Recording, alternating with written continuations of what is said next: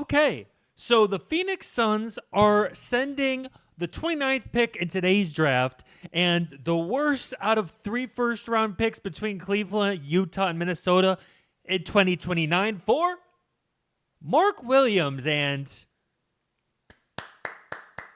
I got to give it up for Phoenix, man. I really do. I don't know if there's some really bad medical diagnosis on Mark Williams that we're unaware of.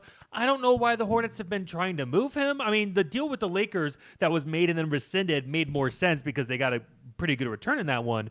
But right now, it just seems like they're almost desperate to move him, and I don't really necessarily understand that at all.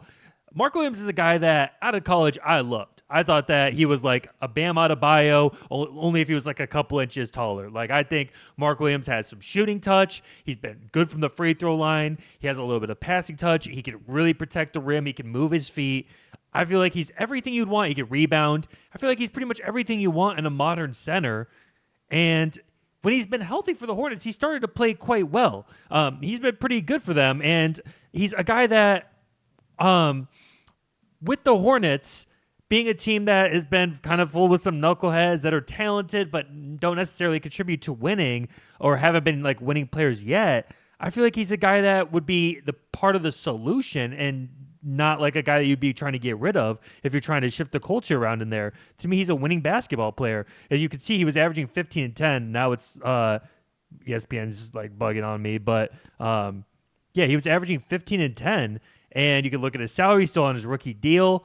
He's very efficient. And so I don't really understand why the Hornets have been trying to get rid of him. And I guess the risk that the Suns are taking on is this is a guy that might just continue to be injured. And I guess that's the thing that the Hornets are maybe a little bit concerned with, how LaMelo's missed a bunch of games. Now Brandon Miller has. And now they're just all right, we need to get some guys that we can at least count on to be healthy. But for the Suns, it's super low risk. Giving up the 29th pick in the draft along with the worst pick out of 3 options in 2029, that's a huge steal. And so now for the Suns, you have got rid of KD in a trade that I didn't really like. I thought that Jalen Green's not really a contract that you should be wanting to take on, especially when you have Beal and Booker already. Dylan Brooks, I get, he brings the offensive identity in there. And they did get a pick in there as well. We'll see how that works for them. But I didn't love that move. But now that you get Mark Williams, now you can start to see a little bit of the Suns retooling for the future. I could kind of see it from their side.